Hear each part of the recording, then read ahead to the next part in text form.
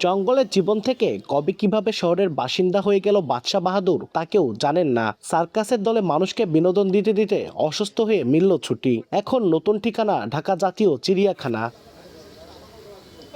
প্রধানমন্ত্রীর নির্দেশে বগুড়ার মহাস্থান এলাকায় দীর্ঘদিন সার্কাসে ব্যবহৃত বাদশা বাহাদুর নামের হাতিটিকে ঢাকার জাতীয় চিড়িয়াখানায় স্থানান্তরের জন্য প্রাণী সম্পদ অধিদপ্তরের কাছে হস্তান্তর করা হয়েছে।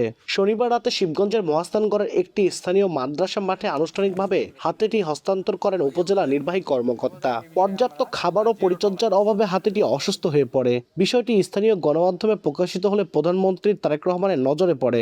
এরপর হাতিটির সুস্থতা নিশ্চিতে ঢাকা চিড়িয়াখানায় স্থানান্তরের নির্দেশ দেন তিনি। প্রধানমন্ত্রী যেহেতু বলছে, নির্দেশনা দিছে, প্রতিমন্ত্রী যেহেতু নির্দেশনা দিছে আমাকে হাতিটা বন বিভাগে দেওয়ার জন্য, উন্নত চিকিৎসার জন্য নিয়ে যাবে। আমরা আসলে হাতিটাকে ট্রেস করতে পারতেছিলাম না। মিশা আলম স্যার এবং মানে নিজস্বভাবে তার সঙ্গে কথা বলার পরে উনি মোটিভেটেড হয় এবং এই বিষয়ে তাহলে আমাদেরকে হাতিটির যথাযথ স্থান এবং আমাদেরকে লোকেশন বলে। আমাদের প্রাণী সম্পদ অধিদপ্তর অফিসারদের মাধ্যমেই আমরা চিড়িয়াখানায় যাব। চিড়িয়াখানায় প্রয়োজনীয় চিকিৎসা, পরিচর্যা ও প্রাকৃতিক পরিবেশে হাতিটি সুস্থ ও নিরাপদ জীবন ফিরে পাবে বলে আশা উপজেলা নির্বাহী কর্মকর্তার। হাতিটি উন্নত চিকিৎসা এবং ভালো জীবনযাপনের জন্য প্রাণী সম্পদ অধিদপ্তর এবং বাংলাদেশ জাতীয় চিড়িয়াখানা কর্তৃপক্ষ বরাবর তিনি হস্তান্তর করেছেন।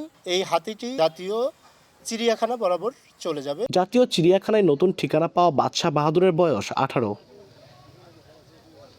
আব্দুল আউয়াল, সময় সংবাদ, বগুড়া।